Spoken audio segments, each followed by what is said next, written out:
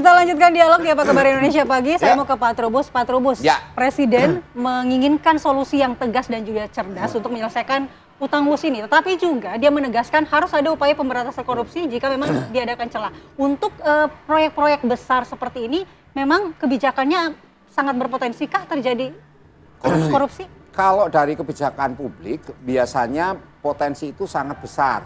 Karena apa? Karena dalam perencanaan itu sudah seringkali apa sesuatunya itu dimaaf atau kemudian disimpangkan atau segala sesuatu, pokoknya segala sesuatu sudah dirancanakan secara sistematis. Itu bisa.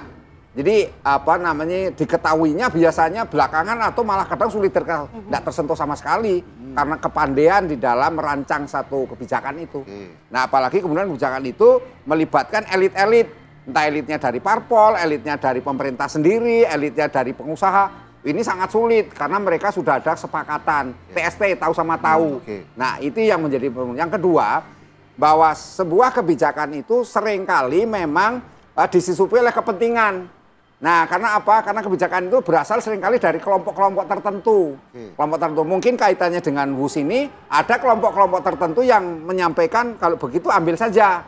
Artinya ambil bahwa itu tetap kita laksanakan, padahal sudah banyak masukan supaya jangan dulu. Kan seperti itu, tetapi karena pertimbangan punya kepentingan, entah kepentingan politik, entah pencitraan, entah karena ada kelompok-kelompok lain yang ingin diuntungkan dari sebuah kebijakan itu, bisa saja terjadi. Tapi Pak Trubus, apakah emang ada korelasinya dengan manajemen utang WUS yang saat ini sedang diusahakan dengan penyelesaian korupsinya dulu nih?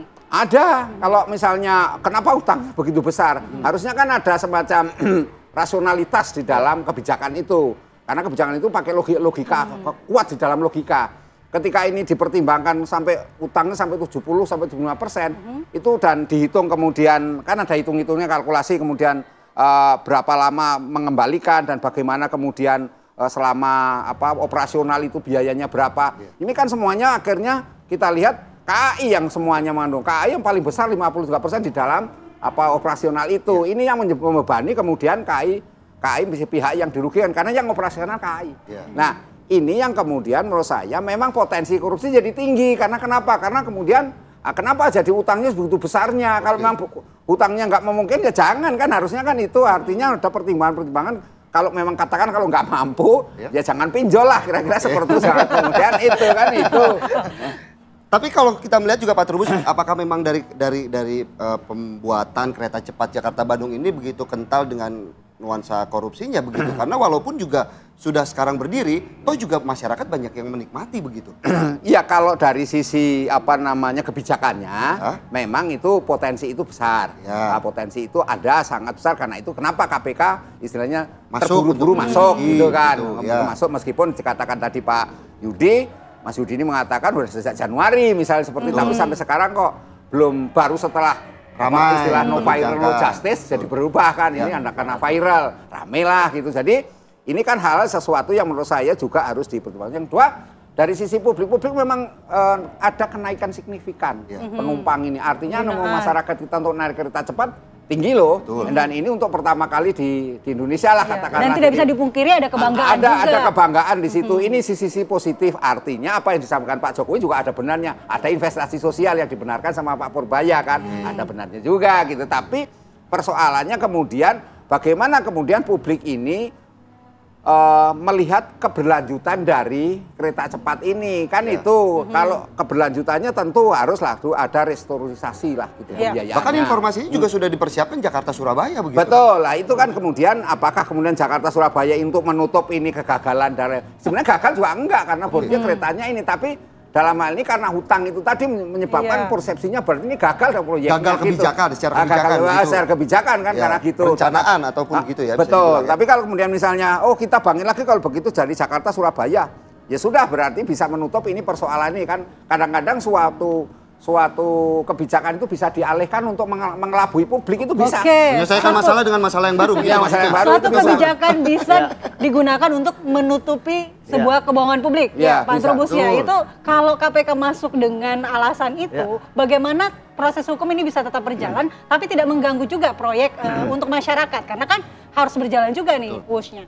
Ya itu yang kemudian kemarin kan saya takutkan ya, bahwa kalau KPK tidak bergerak cepat, ya kepercayaan publik untuk menaiki kereta api cepat itu ya itu pasti agak berkurang gitu kan, karena tentu publik ingin mengetahui ini markupnya di mana.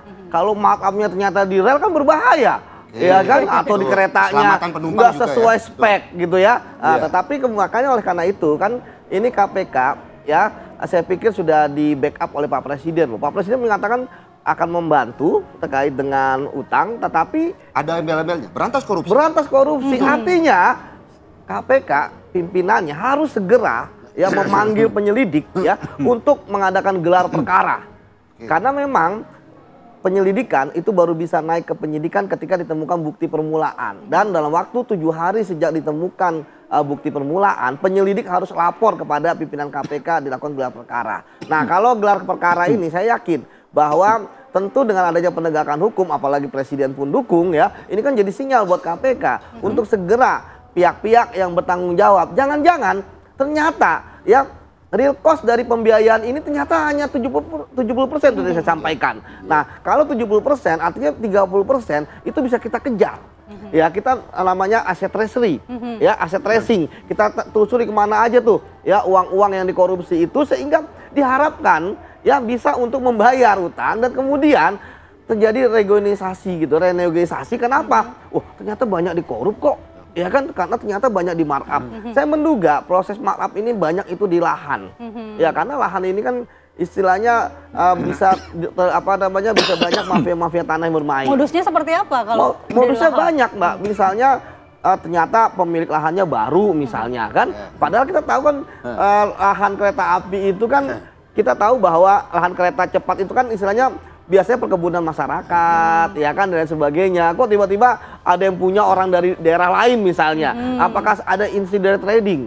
Ya, kemudian masalah appraisal dari harga tanah. Jangan-jangan juga kemahalan.